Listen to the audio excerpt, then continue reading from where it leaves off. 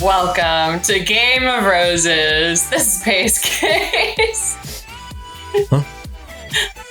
Oh my god, Clues. the face acting. You gotta be on our YouTube. Try starting a podcast with someone who's asleep. I'm just waking up after watching the last episode of Bachelor in Paradise, season 10. That would be episode 8. We are here to cover it play by play. You tricked me when we were getting on. You were like, I'm back on board. VIP is so great. I was like, what? Well, it's kind of an interesting episode. No, it was not great. But before we dive into that, PaceCase, you have some exciting news. I have a little piece of business. The debut novel of someone very important to me drops tomorrow. When you're hearing this, it will drop that's cool. this That's current day, so you can buy it. The Once and Future Me, written by my own mother, Melissa Pace. That's cool. Being a debut author in your golden years? I mean, that's just fighting the statistics. I'm very proud of her. Well, there's a very famous one of those people, George R.R. Martin. He's golden? I think. How old was he when his first book came out? I'll go get that right now. I don't know. He's prolific. This novel is Blake Crouch's Dark Matter meets Girl Interrupted with a Feminist Twist in The Once and Future Me, a gripping psychological thriller where a woman teetering between identities embarks on a journey to uncover her true self, challenging the notions of sanity and time as she fights to correct the course of the world and navigate the mystery of her very own existence. Imagine waking up in 1954, confused and terrified, with no memory of your past, only to be told you're a violent schizophrenic. This is the life Dorothy Fraser finds herself trapped in at Hanover State Psychiatric Hospital. But something isn't right. Visions of a broken future and a mysterious guest haunt her thoughts. Is she really delusional, or is there something more sinister at play? As she faces questions about her own identity and her connection to the future, Dorothy must risk everything to uncover the truth. That sounds great. It is so good. I just reread it on the plane over here, and I have been watching Outlander. Okay. Inspired by you and Laura. Yeah. And you tricked me. You said, let me know when you get to the season 1 finale. Spoilers for the season one. I thought there was going to be some cool sci-fi time travel thing. No, more sexual assault. The whole season is basically this woman almost getting sexually assaulted. And then the entire finale is this really messed up essay in and out between torture and essay. It's whole wild thing. How dare you, Clues? You didn't think that was a finale, season finale, unlike anything you've ever seen?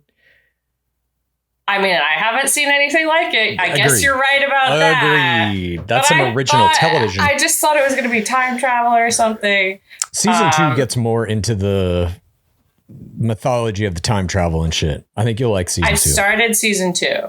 Yeah. But I don't know. I've really been thinking about it and my mom's book, and it's kind of like female-driven, thriller-esque. I mean, definitely different like settings, but I feel like maybe there will be playing cards in the future with pieces of the costumery attached to them. Oh, of your mom's book? Maybe it'll be the next. Are people going to make it into a show? There's some talks going on. Ah, that's great. That's cool. Well, but congrats to her. The Once and Future Me, available everywhere when you're listening to this. Now you have 2 authors in the family. I know. That's pretty cool. Can you believe that? I believe it. I've been trying to thwart her, dominate the space, but... Jesus Christ. All right. I'm just kidding. Congratulations to Lizzie's Get our mom. book, How to Win the Bachelor. Yeah, you can buy them right now in a bundle on Amazon. If you Google each one of them individually and buy them individually, you can get them in a bundle. A member of the pit bedazzled this for us at one of our watch parties. I have my bedazzled one right back here as well. I need to figure out how to do it, and I'm going to bedazzle my mom's. Oh, that's cool. I love it. All right, PaceCase. Let's dive into this episode 8. We're done with Bachelor business. in Paradise. We open with a big recap of the entire season. We see Brian's title. We see the bro code conference. We see the 6th row ceremony that eliminated Kim and Faith. Brian says he and Parisa need to win the next challenge. Credits. We are now back to normal, actual people, no animals in place of the people. But we do get some footage of Dale spraying his dick down with sunscreen. We do see Allyshia licking almost chocolate. my play of the game. Oh, Sean. From 10 episodes ago. Yeah. Some of these are serious. Some are trying to be funny. Some are like footage from old episodes. Absolute mess. It's Absolute so mess. chaotic. I was like, okay, so we're not changing it. We're going back to the original titles basically now. This is a fucking mess. Fever dream. There's no rhyme or reason to it. There's no like strategy. There's no creative philosophy behind any of this. It's just cutting a bunch of weird shit together and be, oh, there's a chocolate one. He's got stuff on his dick. Just have her sitting there with a drink. Huh? Just let it wash over you, Clues. No. I won't. VIP takes his VIP seriously. That's right. At least in the old BIP intros, which I think were tired and dusty as hell and did need to go away. So least in those, they all kind of adhered to a similar comedic tone. I don't think that worked. I think it was far past its expiration date, but at least it was consistent. It was consistent. Portion 1 begins. Day 15 of Paradise on screen. Day. Kathy and Keith are talking about the other couples. Spencer and Jess are their number one couple. Andrew and Alex think this is real. Sean and Elisa say they will try to make it work. Kat and Dale are stronger than Jeremy and Bailey. They don't think Jonathan and Leah are a couple, and Kathy feels a storm coming. Brian then ITMs that strategy related to money is undermining the couples. He says that everybody has his head on a chopping block, and they edit in a cutout of Brian's head like he's holding his own severed head. And they put some horror score under it. Shocking. I just wrote, what is this show? What are we watching here? I don't know. I have no idea. It's like, I guess going along with the Mafia theme that they're doing through the music. Did he cut off his own head and hold it up? That's more of a like Game of Thrones. Like Ned Stark kind of shit. But like the Godfather, the horse head. I don't know. Oh, I don't know. It's a horse head but reference. It's such a big. It's a stretch, but I'll go there. It's a really big swing. Whatever. Yeah. We then see another weird swing. Hannah Brown has a walkie-talkie to introduce DLP, who's 10 feet away, with another walkie-talkie. And they introduce in this moment that she can't hear him on the walkie-talkie. That the walkie-talkies are bad. From the beginning, they introduced like that's going to be the premise of the game is that we're going to give you shitty walkie-talkies. Bad walkie-talkies. It is an underlying Luddite message, I think. Anti-technology. I guess. DLP says they're going to need good communication in their compatibility challenge, Treasure Hunt, which we get this like very Survivor-esque footage of throughout this explanation. And Traitors. This is a Traitors game. They've done games like this on Traitors where somebody gets put in a thing and the other one, they have to direct each other and all of this. They're stealing a little bit of it, but they don't execute it as well as any of these other games. But basically, it's also all couples. Harry Potter. Harry Potter did this challenge? When they, in the Triwizard Cup, they steal their loved ones and put them underwater. Yeah. And then I remember in the maze. Coffin. Robert Pattinson gets demolished. Remember that? Yeah, that was devastating. All the couples here are going to be split up. One partner has to sit in this treasure chest with the bad walkie-talkie and give bad directions to the other person with a bad walkie-talkie to put them through this kind of treasure hunt for keys that are located in various arbitrary places.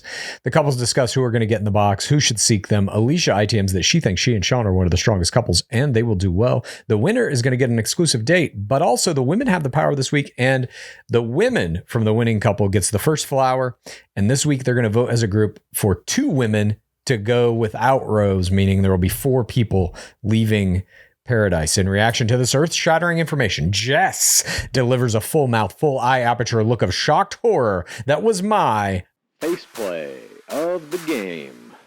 Jess's full eye, mouth, aperture face play in reaction to the double elimination was also my face play of the game. That's pretty good. We never line up on that one. That's cool. Yeah. Then Wells Adams shows up with a shovel and a blindfold. He makes a 50 Shades of Paradise joke. Horrible. I just want to let him know that was a while ago. The 50 Shades of Grey stuff. I know what you're thinking. It's 50 Shades of Paradise. Yeah. You get it? He's like, any of you guys watch Ed Sullivan this week? He makes this joke, and then the players who are going to get into the trunks are blindfolded, and Wells is helping them into the car. Why? And he hits Kathy's head on the car, reminiscent of an ICE kidnapping. It was reminiscent to me of Pilot Pete and that golf cart. But yeah. Kathy is the gift that keeps on giving. She hits her head. She screams, lawsuit. I laughed out loud. She's the best player on the show, in my opinion, in terms of entertainment value. She gives so much. Portion 2 begins. We now see how they're separating these out. Heat 1, Brian and Parisa versus Andrew and Alex. And I just wrote, wait, so they're going head to head? It's head to head. Are they even doing the same things as each other? No. Like, it seems like no. How is they that have fair? Slightly different things. How's that fair? The winners of these heats are 100% irrelevant. It means nothing. It's only the team. It means they that only has the had fastest time. They only had 4 walkie-talkies. That's what it means. This shit is a fucking mess. The Beast gets this little ITM about men being bad hunters, not even be able to find booty if it was right in front of them. Andrew and Parisa then are in the boxes. We see Alex and Brian are the hunters. We see Andrew and Alex have a hard time with degrees and angles. Brian gets a key under an X. Parisa, they seem to be winning.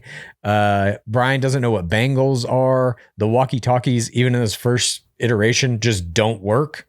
They try to cut this for comedy. Not working at all. We see Alex misses the meaning of a sign. Brian gets a key. Andrew doesn't know what the word spigot means. Alex doesn't either. We get a lot of this, like, people don't know what these words are. No one knows what words are. DLP, because they're stupid clues. Yeah, these are dumb players. Dumb and idiots. The walkie-talkies don't work. Everything's bad. Here's a show where everything's bad. The people suck. The walkie-talkies suck. The challenge doesn't make sense. Everything's dumb. And DLP comes out to end it saying you ran out of time. I'm assuming there is no time in these challenges, like Traitors. The clock is fake. So my assumption. They were bored. They were exactly. Like, okay, just they were bored, or they don't want Brian and Parisa to win this. Oh, collusion. Yeah, I believe the producers essentially selected, like, they were like, yeah, time's up on them. You're out. Ooh. It's my belief. It's my belief. Maybe wrong. My belief. Fergie told us the Traitors' clock was fake. I wouldn't be surprised if BIP's clocks are even faker. 100%. Well, there at least is they're not even trying with this clock. Like in Traitors, at least they'll cut away to Dark Lord Cumming being like, okay, players, you have 30 seconds to run across the line. Here, you don't get any of that. There's no representation of the time whatsoever to the players. DLP's not saying it. There is no visible time clock. I believe the time does not exist. Dang. Wow. Heat 2. Prove us wrong. Dale and Kat versus Keith and Gary, whatever that means. Or Keith and Kathy, sorry. There is no, again, they're head to head in what? The winner of these heats does not matter. All that matters is who gets the best time overall. No, so why do it this way? It's just how they're filming it. It doesn't make any sense. Even for game sense, like sometimes they do this in Big Brother where the challenges are like, who gets the best time? But they test it individually so that you can't tell that you're losing. Exactly. If it's completely fair because you're doing the exact same challenge when they're doing a different challenge. Yes, it makes no sense. And if you're in one of these heats and you see the other couple, which we see, I believe, is it the next one with Jonathan and Leah? Yeah. There was, at some point, we saw somebody run across the finish line while the other couple was still looking for a key. Quit. Like, there's no point. You cannot win at that point. It's so fucking stupid. But these teams, the Dale and Kat and Keith and Kathy, don't complete it either. Although Kathy did have a funny moment where she's getting drunk in the trunk. I did like that. Heat 3 is Allyshia and Sean in the trunk versus Jonathan in the trunk and Leia. A dog walks up to Leia on the beach, and this canine witness to the worst episode of BIP so far was not my creature of the week. this puppy who tried to help Leah, but at least gave her some emotional support on her challenge was my Creature of the week. Then there were 3 dogs at one point. There were But a this bunch of- original dog who started was like, Yes. I'm getting on camera, is my creature. That's the show I want to see. These dogs chewing up the keys, taking the walkie-talkies, just wreaking havoc on this challenge. We do get an ITM here where Jonathan says the walkie-talkies are trash. I'm like, why would they put that in the cut? Why would they do that? If like the whole point of the challenge is how good are you at communication? You have to believably allow them to communicate. If the whole point of this is like, give them bad walkie-talkies so they can't hear each other. Well, what the fuck is that? It's not even a challenge. Look, I'm not saying every dating show has it perfect. We just finished Perfect Match, and at one point, Dark Lord Nick Lachey says, well, as you know, the philosophy of the show is we're trying to help people find love. And Dark Lord Palmer kind of says that here at one point. It's about love, but I'm like, it is so confusing. I'm like, so the money is supposed to be testing the relationships, but it's only testing the relationships between the couples, not within the couple, really. And it's not even testing the relationships, as we see in the final vote.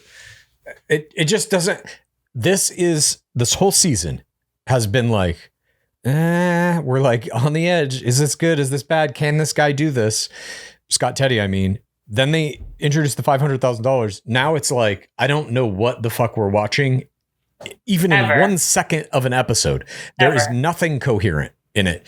It's a big problem, I think, for this season. At any rate. And I don't believe them. I'm like, the first time they introduced it, they said chance at $500,000. So I'm like, I know. You're not even going to get that money. Or you're going to be forced to break up on the spot or do some prisoner experiment thing. Like, that's why I think the people who are still treating it as 4TRR are doing the right thing, because I feel like the money is bullshit. I totally agree. I don't think it's going to be real. I don't know. We'll see. I forgot to look up the ratings of BIP last week. I'm doing that now. I will say, I don't think this was the worst episode. I think the worst episode was maybe last week or a couple of weeks ago, because I did enjoy what Sean does in this episode. Last week, for what it's worth, got a 0.31 in the demo, which tied its premiere night, and it got 2.036 million viewers, which is the highest raw number that it's had this entire season. And on that night, that's almost half of Huda's. It actually won the night last week. If you can believe that. I don't, at least in the ratings. That was my least favorite episode, I think. Yeah, it didn't win raw numbers, but it did win in the ratings. Not too bad. Interesting. So maybe it's ticking up a little bit. These numbers are still very bad, but it's doing better. All right. So portion 3 begins. Allyshia and Sean are the first couple to get the 4 keys. The dog helps Leah dig. Then they get the 5th key. They're the first couple to get the person out of the box. They run down the beach. First couple to navigate the challenge. And this is where she runs past Jonathan and Leia, right? But they should just quit. And I just wrote down, they get a little kiss here. Heat 4, Jeremy's in the box with Bailey versus Spencer and Jess, who's in the box. Spencer and Jess get out of the chest, complete the challenge. Jeremy and Bailey do too. And I just wrote, was this manipulated? Because of the clock thing. I really believe this is 100% manipulated and fake.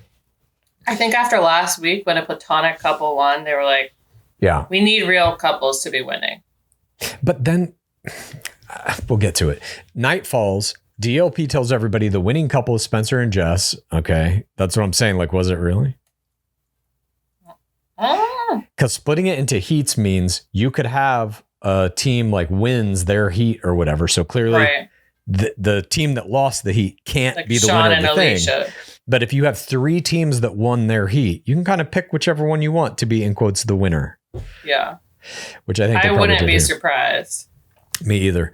DLP tells them that they won. He says, Oh, I said if there's only one winner, why have the heats? Why have them going head to head? More bad gameplay structure and presentation. DLP congratulates him on the date, getting that first flower. He reminds them 2 women and 2 men are going to be leaving paradise. Leah then ITM's being scared that she thinks she's an easy target because she and Jonathan aren't in an actual romantic relationship. And that is kind of the first time that they're floating this idea, at least in this episode, that it's like, when the votes come down, are people going to be voting for actual romantic partners, or is it their friends, or is it getting rid of the Goldens? And the idea of like, there are kind of multiple strategies happening within the voting process. One is, are you voting because you want to win the $500,000? Is that what's motivating you? And so you'll knock out like the best couples or whatever, your biggest competition, or is it you believe in the premise, you believe in the process enough that you're only going to vote for people who are in actual romantic couples and the friends have to go? And we're kind of at odds with what is really going on there. And we never really get any good answers, to be honest. Portion 4 begins. Kathy tells Jess that Brian and Parisa and Leah and Jonathan need to go. We see Jess ITMing that it's funny Kathy and Keith are still there because they only have a friendship love and they will be going home. Kathy then tells her that she wants to stay. What's that? They won't. She's lying. Correct. Well, I mean, she might have thought in that moment, like, we're going to send them home, but who knows? Kathy then tells her that she wants to stay and support them, and she wants to put the people that are struggling out of their misery. And she's like, look, in an ITM, she's like, I'm not campaigning to win, but if you want to write me a check for $500,000, I will cash it. She's give her the money. I agree. We see that it's Jeremy's birthday. Bailey brings him a cake, blows out the candles. He tells him everybody there's family. He's grateful for everybody, even Brian. And then they do shots and they jump in the pool and play football. And I'm like, so now it's a party and nobody cares about the rose ceremony? It was like this whole challenge and strategy, and now it's like, oh, it's his birthday, shots, football in the pool, wee. No, now it's here? Leah getting a sad girl edit. She starts crying. She says she's so happy for everyone, and Jonathan's like, we could still win. Okay, so are we rooting for them as a friendship couple? I don't know who we're supposed to be rooting for. We see that Day 16, the couples are discussing their various chances. We see Jess and Spencer go on their date. And we see Sean start this storyline. He ITMs his dad is a politician. And he likes the politicking. And he's going to be diabolical and make alliances with Dale, Kat, Jeremy, and Bailey. And this is like, I do think that legitimately he got stung a little bit here and was like, ooh, let's play a game. I think he like went way in too deep in that respect. But I will also say this, in prior seasons, and this was last episode, in prior seasons, if somebody has a legit tattle that is a 4TWR tattle against somebody, which he did have against Jeremy, when Jeremy said to him and Brian. Multiple other players, he wanted Susie back and he would dump Bailey in a heartbeat and he's going to call Susie after the show and he proposed to Susie, all this shit. He had a legitimate tattle in terms of like traditional Brian gameplay. Did, not Sean. That should have worked. But we were forced to witness last week that doesn't work in this era of paradise. Like real, for the right reasons plays do not work. And so now when we see Sean coming out and being like, I'm going to play this fucking game, I was like, shit, maybe it'll work. Because this season isn't about 4TRR. Here's the thing. I think it's a good idea. Mm-hmm. I think that you want to be going with like Survivor making alliances, but you don't talk about it. You just befriend the people. Of course. He plays You just make them like you as much as you can. You don't act like you're trying to make alliances. He was way too loud and proud. My dad's a politician. Guys, we need the votes. Let me come to you and do this and do that. It's like, dude, you're doing the wrong thing. Too much confidence. And also too much open gameplay. You can't do open gameplay in a love game. You can't do it in Love is Blind. You can't do it in Love Island. You can't do it here. You can politic and do that shit, but you have like the key to it is almost making people feel like you're not doing it. Yeah. That it's just like, oh, here, let me plant this seed. Let me plant that seed. Seed planting especially in like a Survivor or any kind of game like this where you've got to vote people out. That's key. You have to make it seem. Traitors is another game that has these kind of like group psychosocial dynamics where you have to manipulate it without being seen. Yeah, gentle touches. Yeah, this motherfucker's just sledgehammering people. Hey, dude, come over here. Let's talk about who we're going to vote off. It's like, you're donezo. As soon as he started doing this, I was like, you got to be playing the Allyshia for TRR strategy, too. You got to be like doing some romantic gesture for her at the same time as you were planting these seeds. Yeah. We see a bunch of couples sitting around telling everybody about how real their relationships are. Bailey says, if you're only focused on the money, then you've lost the plot. This is a 4TRR confirmation play. Allyshia then and Sean join that group, and Bailey says she doesn't want to backstab her. Sean talks to Dale about swinging a vote. He ITMs that his political background helps him mansplain things, basically. We get a montage of Sean politicking to set to like this army kind of like snare drum march song. So it's like a political overtone even to what he's doing. Brian gets word of Sean's political plays. Brian ITMs that he got hot and he doesn't like how he's moving at all. Brian then pulls Sean for a chat and he ITMs that he wants to sock this kid because Sean is obviously politicking to have them kicked off. Portion 5 begins. Brian demands an explanation of Sean's strategy from Sean. Sean lays it out for him. Well, the 3 couples that are most likely to eliminate are and you and Parisa. You're more threatening, so I'd rather get rid of you. Just says it basically straight to his face. This is such a stupid fucking play. It is. Yeah. God. Is his dad a good politician? I'm like, what is he the politician Who is his for? dad?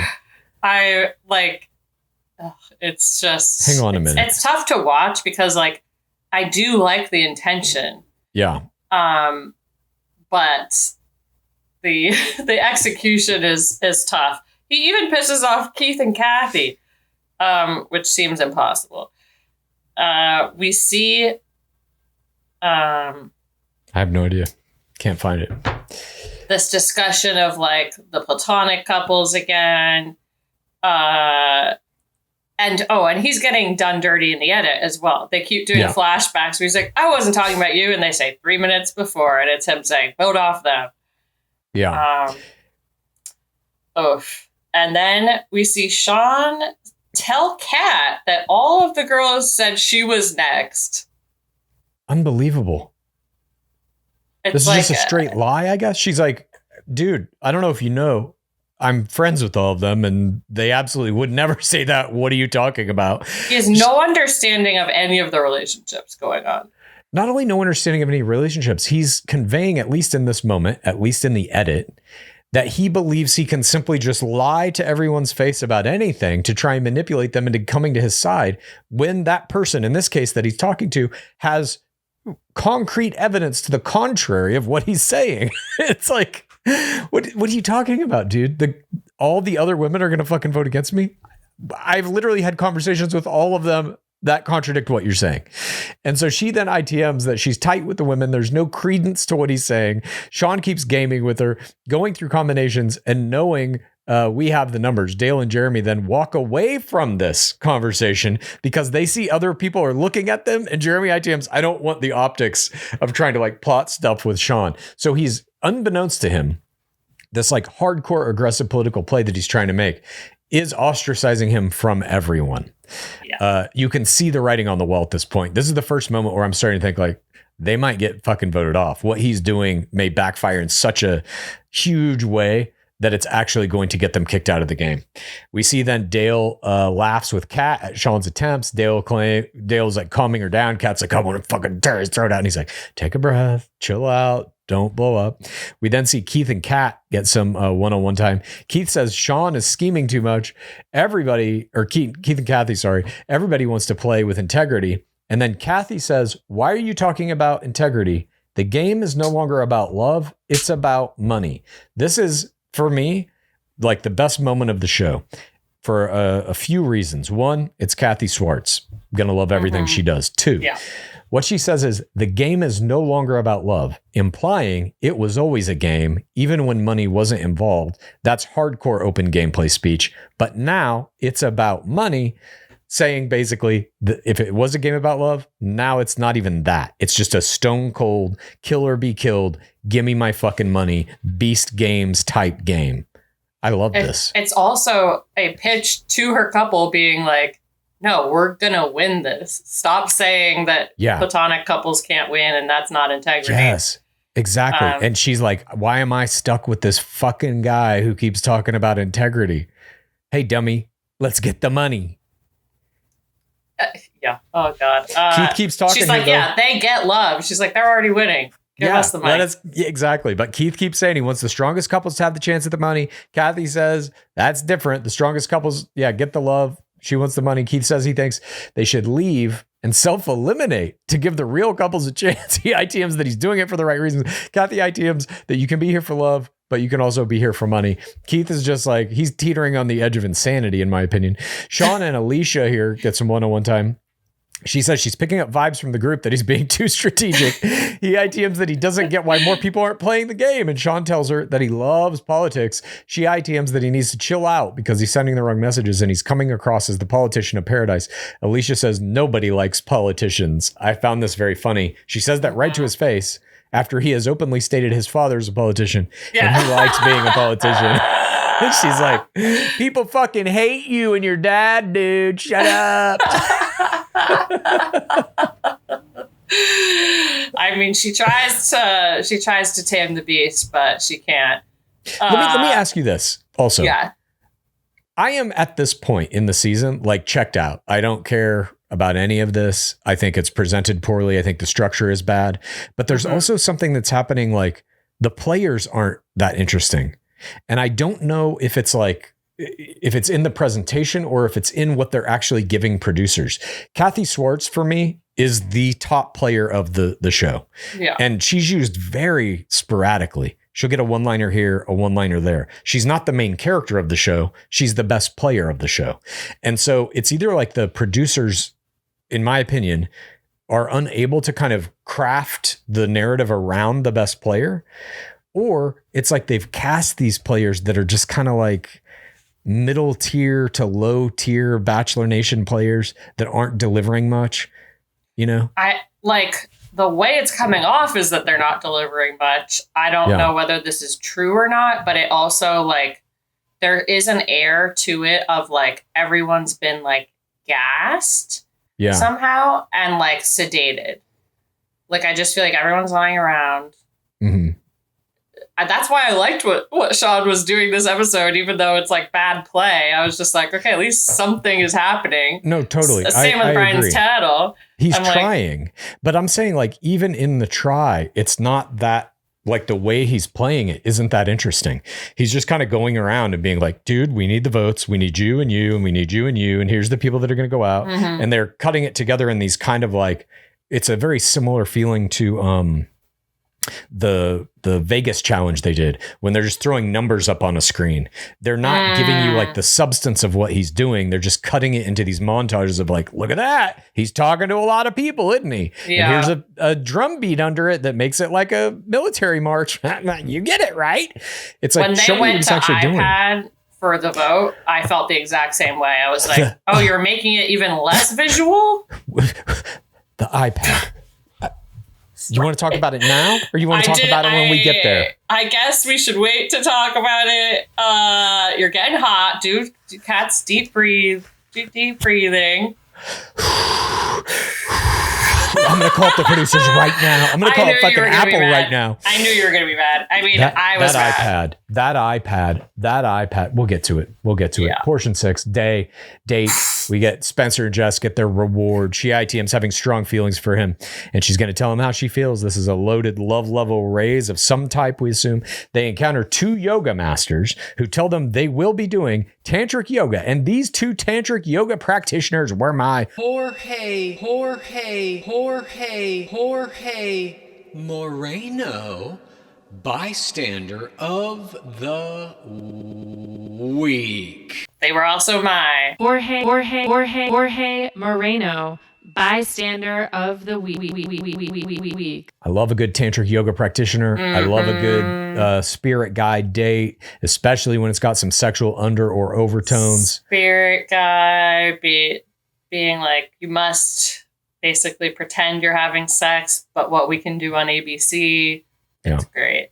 Who did we see do this? And Gabby Wendy's grandpa was there or something. Do you remember this? And he fell asleep. It was a sound bath. Yes. Oh, God, it was a hometown date, maybe. I think, or was it on her season of Bachelorette, maybe? And they flew him out to meet them in some parts unknown. I don't remember. I just remember him falling asleep during it. At any rate, funny. We get this weird montage of the date with like still images mixed with split screens, and they're doing all the shit. They kiss. They do the sitting in the lap pose. Spencer ITMs that it's not about sex, it's about connection. And then he calls the fourth audience perverts, directly insulting us. Got us. I mean, I'm watching Outlander. I think that makes me a pervert. Guilty as charged. Have you seen Outlander? Sorry. I have the Outlander trading cards. All right. We get a kiss from them. Back on the beach, Sean is now hitting up all the guys one by one with his strategies. He gives his alliance a name, the Parliament of Paradise. And Sean McLaughlin, giving his broken political strategy a formal name, was my error of the game. It just kind of was like the play itself was a very bad error, but here's what I'm calling my bad play, saying that to everybody, I thought was like the final nail. That's when it really becomes like, oh God, this fucking guy's just trying to make a hashtag now. Come on, dude. And I think we know what happened in the end of this episode, but I think had they not self-eliminated, they probably would have gotten voted out. And for me, this DLP was just... said they were. Oh, did he really? Yeah, he said they would have been voted out anyway. Okay, so there you go. Not the naming of it, but Sean engaging Andrew Spencer, not thinking about the fact that he is literally roommates with Spencer in order to get out Spencer was my... Error of the game. This seems like the really core, basic thing you would think about when you're thinking about alliances. You're like, oh, wait, that person's married to that person. Maybe they won't go against them. Roommates is like such a huge one in this. That's the person you're spending the most time with, even more than your romantic partner. Yes, it's just a stupidity. Like, I get that I like the game of it. Now I want to be a politician. I forget who says it at some point. I think Dale's like, he's the worst politician we've ever seen. Yeah. He definitely should not go into politics or something. Like, he's 100% right. This dude is horrible at this. Like every step of the way, he makes it worse and worse and worse, including telling Andrew, including naming his stupid strategy that no one likes. Hey guys, I kind of liked the naming. I was like, I don't know. It's like, it's silly. And I'm like, oh, at least, God, that's how low my bar is. I'm like, at least something's happening. But the Parliament of Paradise also, like, it's a bad name. If you're going to do a pun, you want to do something like... VIPs. I would have done BIP, like bipartisan conference or something. You know what I mean? Something like that. Bipartisan. We'll workshop that. Hey, it's better than the fucking Parliament of Paradise. In my humble. What about BIP Bros in Paradise? Oh, that's a good one. BIP Bro Code. I don't even think any of these people know what Parliament is. So I do agree it's a bad name. Yeah, they don't know what fucking spigots are. They probably ain't knowing Parliament. Back on the date, Spencer and Jess get a little kissing in. They agree that they are the strongest couple, but Spencer also wants to win, and he thinks their strength is putting a target on their back. She reminds him they already have what they came here for, each other. And he asks her if she would consider moving, a location attack. They agree to cross that bridge when they get to it, but she's open to anything. She just wants to be with him. He says he absolutely is 100% falling in love with her. That's a love level 3. And she says she was going to say that and wanted to say it first. Love level 3 back to him. This mirror love level 3 play that puts them, at least in terms of love levels, light years ahead of anyone else in this game, was my play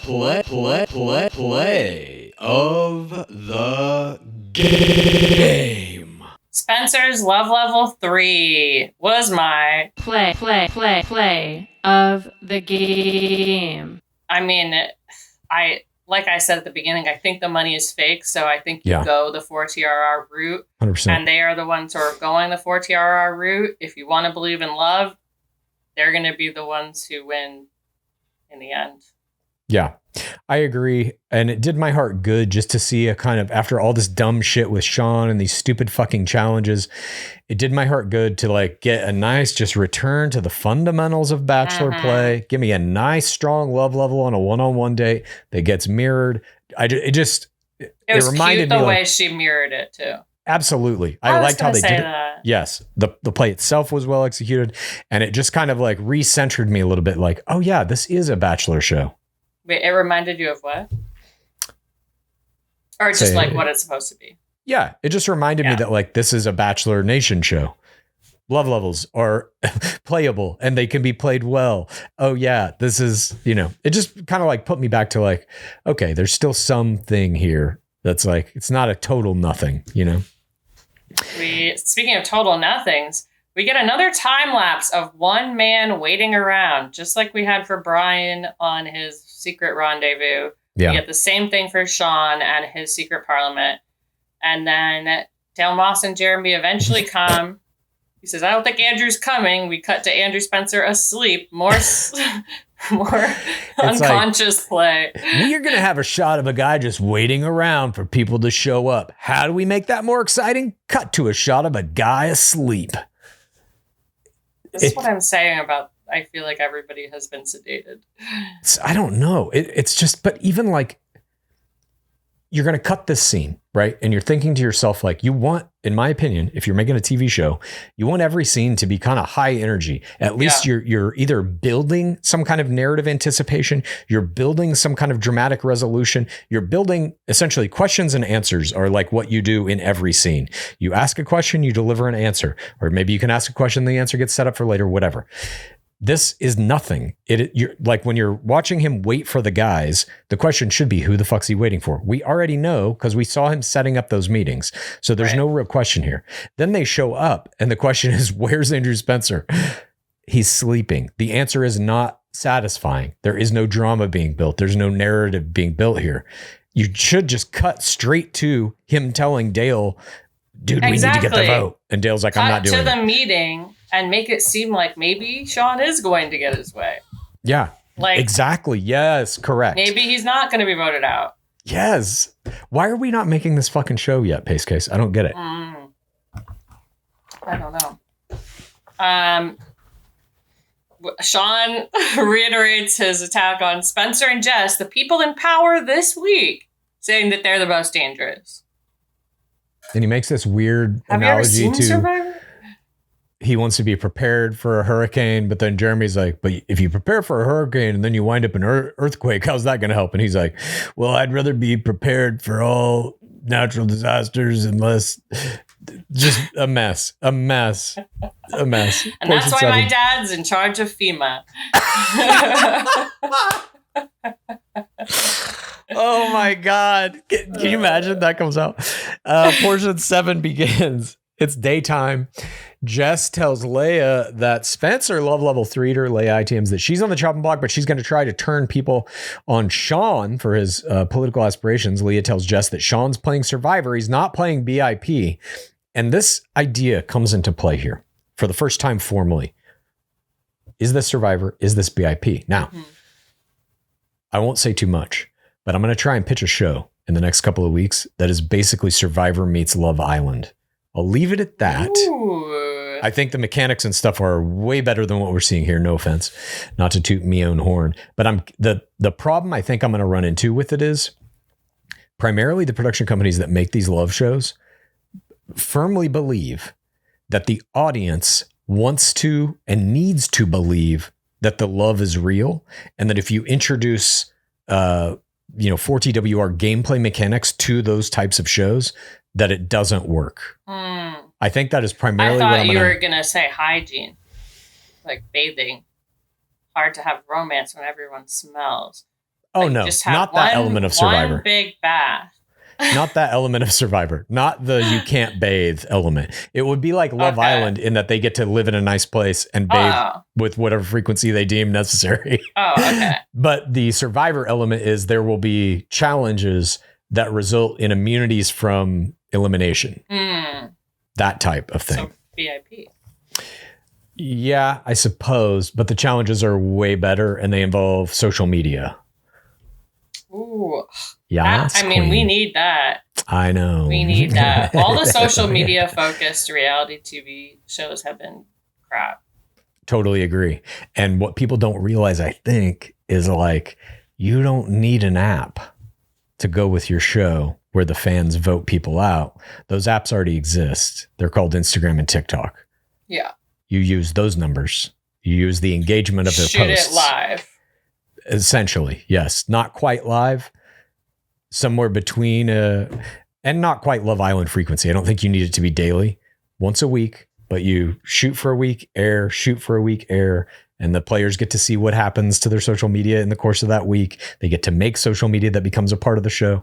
You'll see. Maybe you'll see this show somewhere. I don't know. Maybe you won't. I mean, I literally watched a show on Discovery Channel that was a dating show, but the people could only make animal noises. They should make your show. I don't know. That show sounds pretty good. I'm gonna have to check that one out. If you want a challenge, you got to go to a place where you could speak. But did you have to speak like an animal? No, you're always allowed to speak like an animal in like grunts and like animal noises and stuff. God, what was the name of it? It was wild. Animal attraction. That might have been it. Something like that. That's what I'd call it. Okay, I have to look it up. Portion 7, Jess during the day tells, we just did this one. We see Allyshia now talking to Bailey and Alex, telling them that Jonathan and Leah should be the ones. Jungle. Okay. They should have called it Jungle Love at the very least. Embrace your animal instincts and use mating rituals from the animal kingdom rather than relying on verbal communication. But only from jungle animals? Or could you do an animal of any type? They made all kind of animal noises. I would do Tyrannosaurus People Rex. hooked up and they had only made animal noises with people. So that tells you something. You've sold me on this show. I have to watch it now, I think. By the way, I'm watching Are You My First on Hulu. The Colton Underwood, Caitlin Bristow hosted all virgin Love Island, basically. I watched the first episode. It's in our Patreon right now. How is it? I like it. I got to say, it's a good show. The hosting's not great, but the show's good. The cast is good. You mean Colton is bad? They're both very bad. No. I don't know how to say it. Colton is worse. How dare you? But they're both pretty bad. But also, I don't know that it's like, it ain't all on them. The things they're being asked to do are not good. It's just a pilot too, so I'll give them a chance. But yeah, I'll probably watch the second episode soon. But check that out on our Patreon. How did Mikey Planeta do? He just showed up at the end of the first episode. He's the bombshell. He's the bombshell? Yeah. Good for him. All right. So we see Allyshia talking to Bailey and Alex, telling them that Jonathan and Leah should be the ones to go because Jonathan's been there from the beginning, had the chance to find a romantic connection, has not found one. Kat and Leah then talk about being pissed at Sean because of his alliances. Andrew tells Spencer that he wants to cut Sean. Spencer then ITMs that Sean's right about him and Jess being the strongest couple, and now he's going to do everything he can to get rid of Sean because he put Jess's name in his mouth. Dale and Jeremy. 4TRR reason for strategy. Exactly. We see Jeremy telling Dale that Sean has their backs. Kat and Leah then talk about needing Jeremy on their side. We get a bunch of these shots of people talking about the votes, and Alicia's ITMing that she walked in on Alex and Bailey whispering about her. They were supposed to be her friends. Now they're going behind her back. It hurts. 2 hours until the vote. Cocktail party. DOP emerges. He welcomes them to the cocktail party. He reminds them that tonight's vote will get rid of two women who are going to mess out on life-changing amount of money. Wells then ITMs that it's crazy to send 4 people home, but although he's sad to see them go, he's also happy because he has no help behind the bars, just me back here. And Keith is drinking me dry. What about Hannah Brown? Does that work? What? This thing of him saying, like, I don't want to see people go. Like the comedy of this season, I feel like is it's about on par where it's been for the past few seasons of BIP. Yeah. It doesn't work. Like some people like it. Like I have talked to people about it who have liked it. Like him. You want to know about comedy. I mean, look, there's whatever. We all have our own tastes and preferences. If he's what makes you laugh, then enjoy the season. It ain't it for me. But I will say this. When I was watching that old Are You My First, they do a lot of like Ian Sterling type host voiceover to come into scenes and stuff to kind of like set up, okay, here's what just happened. And now we're watching these two people, whatever. I will say this. You know my feelings on Ian Sterling. Yeah. They've drastically changed based on Are You My First. I don't think Ian Sterling's jokes are written well, but now after hearing Colton Underwood and Caitlin Bristow try to do what Ian Sterling does, I'm like, oh, Ian Sterling is the best in the world at that. He's amazing. Oh my God. And also like that show's not live. I'm sure they had time to edit it and write those voiceover jokes. This apparently was the first summer Ian Sterling was doing both US and UK at the same time too. So like that's a really demanding joke writing schedule. Is it? You probably got to do what, a dozen jokes per episode. So you're looking at 24 jokes a day, roughly 5 days a week. You have to watch the episode, write the jokes. You have a team of 2 other people helping you write those jokes. But for 2 different series at the same time. I'm ready. Put me in, coach. I can do that. I can do that job. I know. You are you have a beautiful mind, Clues. So they say. He don't need breaks. Call him. His DMs are open. Yeah, I got a couple of hours that I can throw on at the end of the day still. Sean and Spencer here.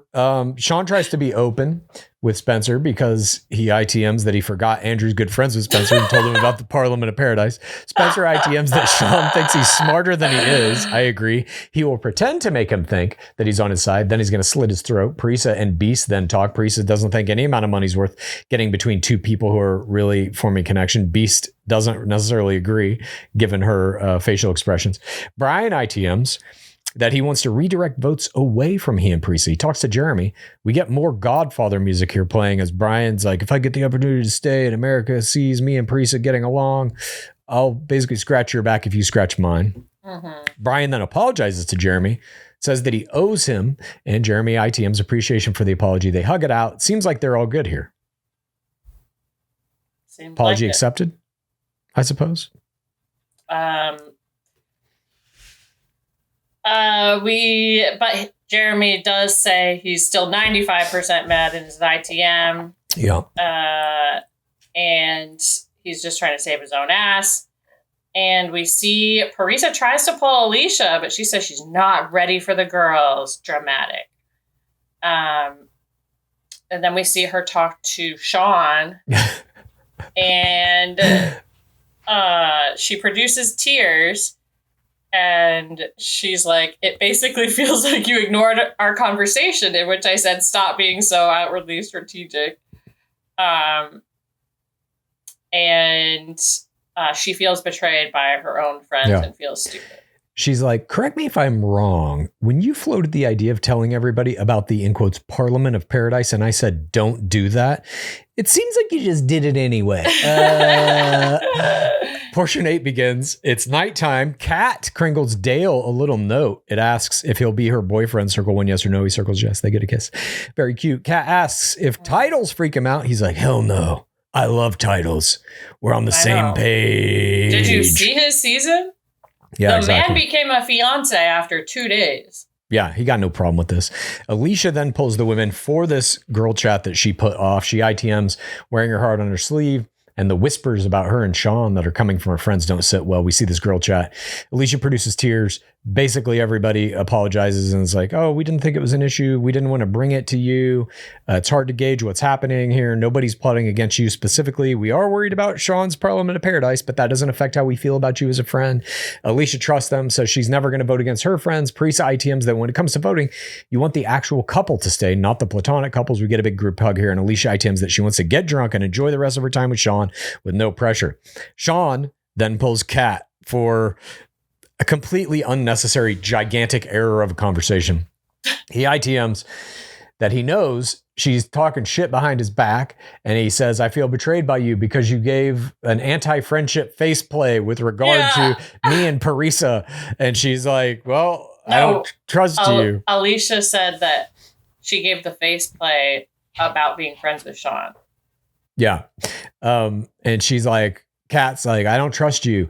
And he says point blank, if you think we're better friends than other people here. And she's like, she hesitates, and he's like, that says all I need to hear. I've been a good friend to you, and I've stuck my neck out for you. And we get some footage actually to corroborate this. He's telling the other guy she's, not what you thought of her last season. She appreciates him standing in her corner, but he didn't show trust on that day, and that's why people don't trust him. Sean says he was trying to protect her. She says, I didn't ask you to protect me.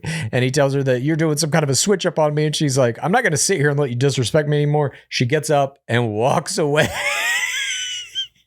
from, again, a conversation he started that he never needed to have. What a politician. Unbelievable. The delicate touch of a politician comes through here. Kat immediately goes to Dale and is like, he's evil, screaming and swearing at me. And then Dale's like, I'm not having this. And he walks right up to Sean and is like, bro, you overstepped your boundaries. And Sean's like, that's fair. And then we get this whole thing of Kat being like, oh my God, Dale protected me. It's hot. He's the first guy who's ever defended me. And he gets a kiss out of this. Right before this, we also get a really long ITM from Sean about how Kat is evil and how her edit was correct. Another error. Totally. Why are you doing this? He's going down in a blaze of anti-glory, a blaze of shame. It's unbelievable to watch this because he was like, him and Allyshia were kind of in a decent-ish position. Yeah. They could have floated through another round or two. Yeah. Easy. He made this big play. It didn't work. And then he kind of doubles down on like, well, fuck you then, to everybody. We see after this Dale thing where he protects Kat, Spencer then tells Sean he overplayed his hand. Sean says he doesn't think he's being deceitful. Spencer says you should be focused on your relationship instead of your strategies. And he ITMs that he fucked himself. Spencer then tells Sean, the second you threaten Jess, you're done. Dale ITMs that he crossed the line. He won't sit there and act like things are cool. He's never seen anything like this. Jeremy tells Bailey that Sean is fully crushing out. Bailey says she's going to vote with Jeremy no matter what. This is a strong strategy. You always have to vote, I think, in alignment with your couple, just so that you don't split any possible numbers advantage, And this is part of why that this isn't Survivor and that it's BIP is because it ends up being a toss up between 3 different people each time as opposed to just like blank versus blank. Yeah. We see Sean talking to Kathy and Keith about being straight up with everybody. Keith says he doesn't disagree with what Sean's doing, but no one trusts him anymore. And Kathy says, do you think you're the strongest couple? And he's like, yeah, we are the strongest couple. And Kathy's like, I don't agree. Just fucking straight to him. Fuck you, buddy. Allyshia comes over to join them. Play some tears. She says it's hard. Keith ITM's feeling bad for Allyshia, but that might allow him and Kathy to stay for another week. Brian and Parisa then talk about who might go home. They think that it might be the platonic couples, so they have a chance. Brian ITM's that he hopes the platonic couples and the bad Sean blood will help them. DLP emerges 1, 2, 3, 4, 5, 6 tings. Standard play is over. Time to vote. And this is where the tablet comes out. Okay. I'm like, DLP says it. We're going to pass around this tablet for you guys to see this vote. And I'm just like, what are we going to see here? Are they going to be sitting in a circle passing the tablet? Are they, I don't know. And then we see what we see. We see the worst version of this that you possibly can. And by the way, we saw them vote last week into a chest with face things, like a visual vote where you can clearly tell what they're doing. That's right. They made the props already. Yep. Why on earth are they doing this? How are we going to have them vote? Slop together some fucking pictures of them on an iPad. Have them swipe around. Fuck it. Yeah. See how many fingerprints we can get on the screen, too, to make it just look really gross. Don't even polish the screen. Make sure they all have sunscreen all over their fingers. Dump some chili on the iPad. See if they'll eat it off. Like, this is... I've never seen anything quite this bad where it feels like everything here is an afterthought, including how to shoot it. The shot we get initially is Allyshia over her shoulder, like behind her. We see her back.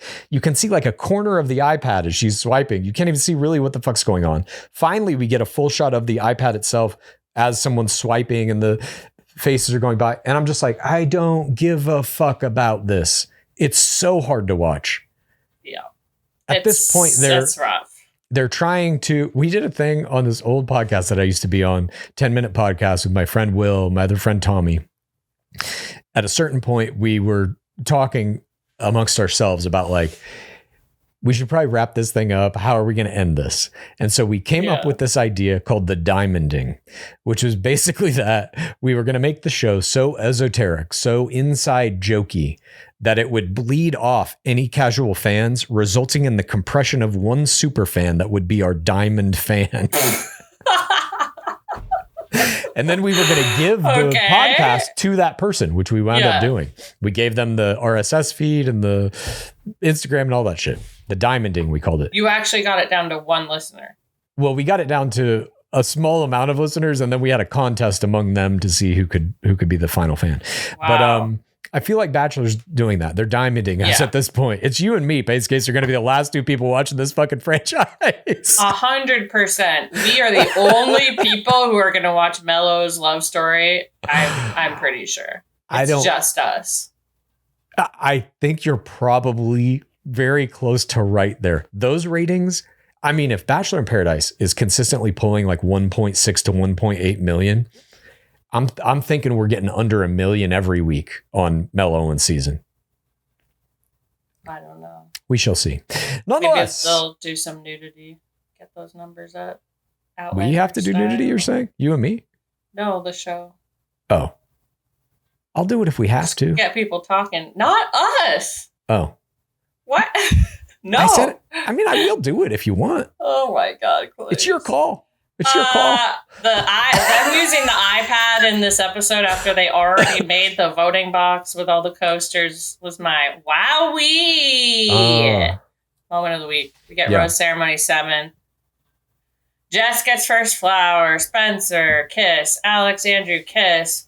BB, Jer, kiss. Kat, DM, kiss. Kathy, Keith, no kiss. And then when Allyshia knows they're for sure going home, she does a Hail Mary self-elimination.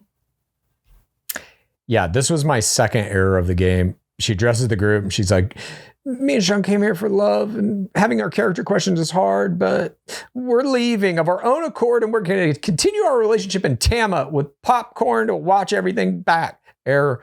Allyshia gets this ITM calling her friends all snakes in the grass. Time to mow the lawn. Error. I said this had to have been producer sanctioned. Like they definitely talked to the producers before this. So I bet the producers might have told them, you guys got voted off. Do you want to self-eliminate? Here's how you can do it. Sean says you voted off the strongest couple here. Do it all the way through the voting though. Like it doesn't get you any points when it's like clear that you're going home. And TOP says they would have gone home anyway. Yeah. Bailey, ITM's not understanding why they do this. Keith gets an ITM about why did they do this. In parting, Sean says to Kat, don't come crying to me after this one ends, implying that her and Dale will break up.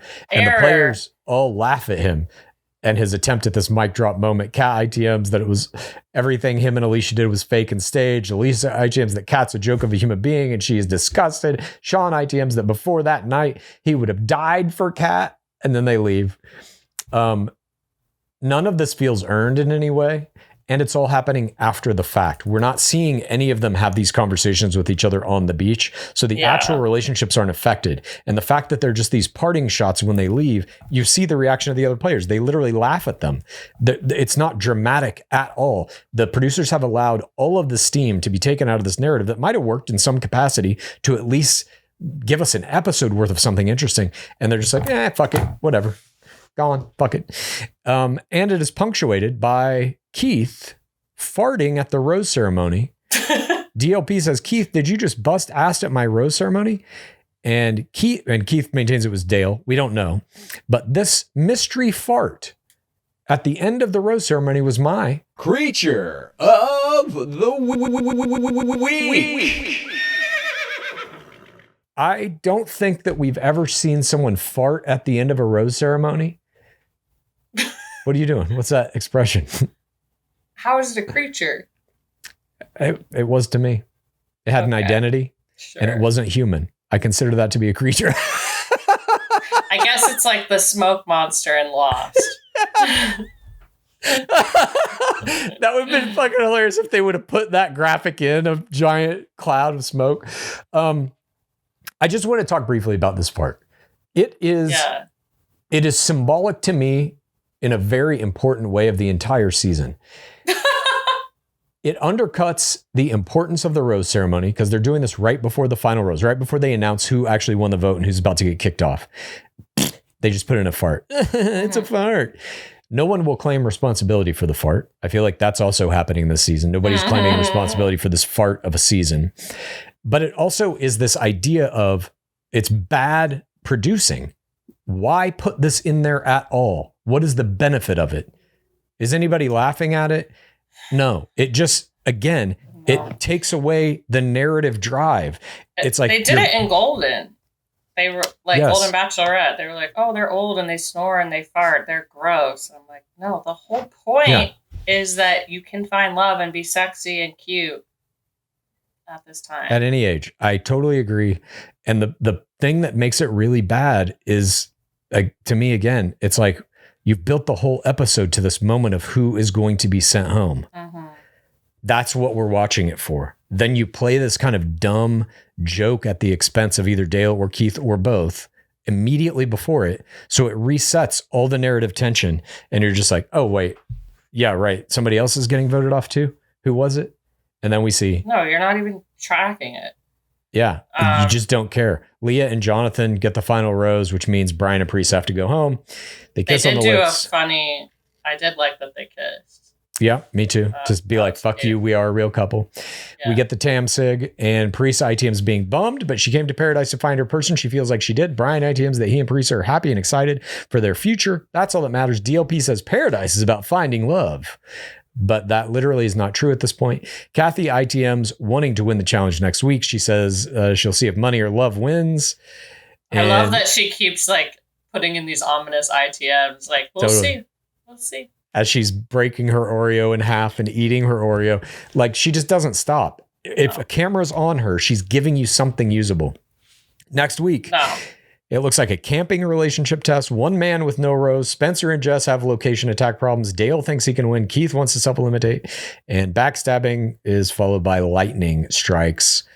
That was the end of this episode. Who was your MVP? For all the reasons we've talked about in this episode, for her being my one guiding light on this part of a season, Kathy was my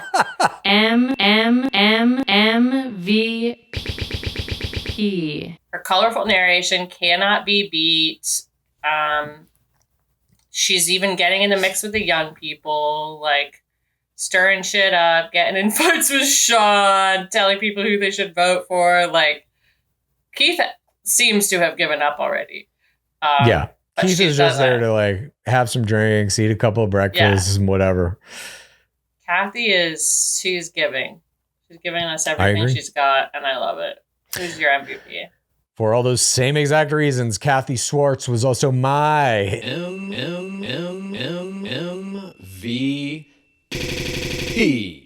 She's the whole show at this point. I just don't care about anyone else. I want to see her commentary on everything. I want her to win. I would love her to win. Hopefully they'll maybe Fixes in It style. Is their podcast still going? The Golden Bachelor podcast? I don't even know either.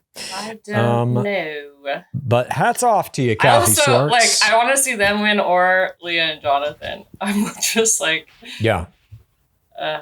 just to tear the whole thing down, you mean? Yeah, it's just like, what are you doing? It's dumb. We were really aligned on our awards, except for your fart. Sorry. I was going to do the dog. The dog seemed very obvious to me, but the fart, when it happened. No, don't take back your instincts. Trust your spleen. Speaking of trusting our spleen, we will be back in Casa Gore at some point this week with another episode or two of Love Island. Love is Blind, UK season 2 with the splenic master, the human designer. I forget the guy's name even, but. Love is Blind UK has a man obsessed with his spleen. We're watching it in Casa Gore. Come watch with us. Patreon.com/Game of Roses. And that man has recently been found out by Storytime with Ricky to have a secret child. And he left the mother behind while she was pregnant to go shoot this season of Love is Blind. Enjoy. Classic. It's a classic Love is Blind play. Praise be Dark Lord Palmer. Please rate this podcast. Please review this podcast. Please get a friend to listen to us. And then please rate this podcast. Please review this podcast.